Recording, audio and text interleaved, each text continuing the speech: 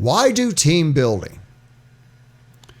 We've got 6 reasons listed here to do team building. We want to build openness and trust and develop supportive relationships. We want to fully utilize all team members and improve communications. And then finally, we want to improve acceptance of responsibility and create a willingness to explore core issues. We want to create a strong team. Instead of trying to improve group climates as part of the project or work group meetings themselves, somewhere along the way, organizational development specialists decided to create team building exercises. Done properly, with the tool's intent being stated to all involved, these exercises can have a significant positive impact. Before you rush off to begin playing one of the myriad of games that exist, however, keep in mind that team building exercises could also be a waste of time if they're not linked to the changes at work within the team that are expected to occur. We're not just doing this for kicks. We want to make our team at work stronger. So we've got 6 types of team building exercises that are going to follow on the next visual along with their intended benefits. The descriptions are provided here along with the one I'm about to give you, and that's going to help you better understand what types of exercises are available for your use and how you might want to use each of these exercises should you choose to explore them further. So let's get started here. First of all, individual versus group exercises. All right. And so this is a very common team building exercise. It's where we do something as an individual and then we do something as a group and we see how the results compare. So for example, participants might complete some type of survey or list on their own and then repeat the process as a team. We then compare individual and group scores. We compare them to the experts and we look at who came closer to the expert. Was it the team? Was it the individual? Ideally, if the team works well together, their group score is better than most of the individual scores. It all depends on how well perceptions are shared and conflict is minimized. Okay, so 2 key things. We want you to share your thoughts. We want everyone to share their thoughts, but we want to do it professionally, cordially, appreciating each other, and not create conflict. We don't want non-experts to dominate things.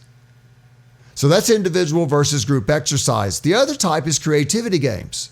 And the focus of this team building exercise type is similar to the one I just described, except we don't do an individual exercise first. What we want to have happen is collectively the group should be able to come up with a more creative solution to a problem than any one of the individuals could have. Types of team building exercises. In addition to individual and group exercises and creativity games, we've also got getting to know each other games, adventure simulations, outdoor experiential exercises, and competitive games. Getting to know each other games are where participants learn more about each other. And this is where we're trying to bring things out that maybe we wouldn't normally talk about in a team meeting. It's been proven that if groups can learn things about each other that they have in common, it will make them more cohesive. And so if you could think about, I'm in a 6-member team and I can learn one thing I have in common with each of the other 5 people, and they can find one thing in common they have with each of the other 5 people, we end up with a much more cohesive team. Adventure simulations. Somewhere along the line, we used up all of the more basic team building exercises and had to come up with new, more exciting ones to attract the interest of people who'd been through the others and not gotten the point. In other words, they'd play the games but not change back at work. So we need to make you go through an adventure simulation. Maybe you'll get the point.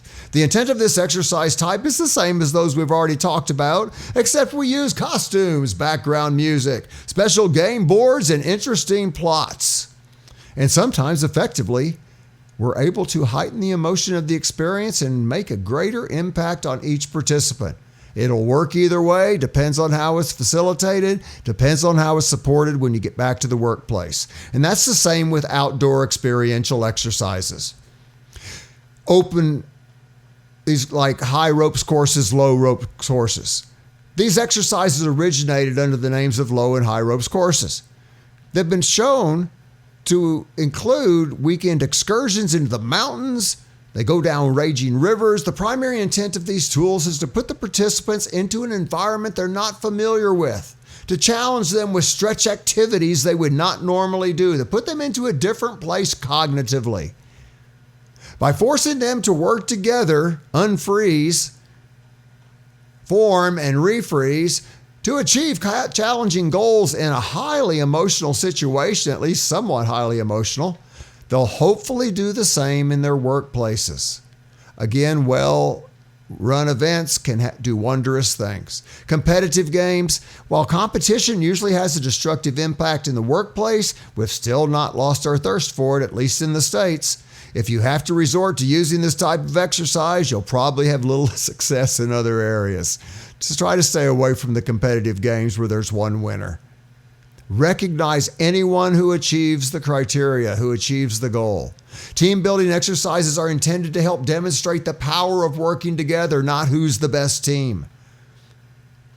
We want to show that it's better to work as a group. It's better to learn from each other, that diversity and inclusivity matter.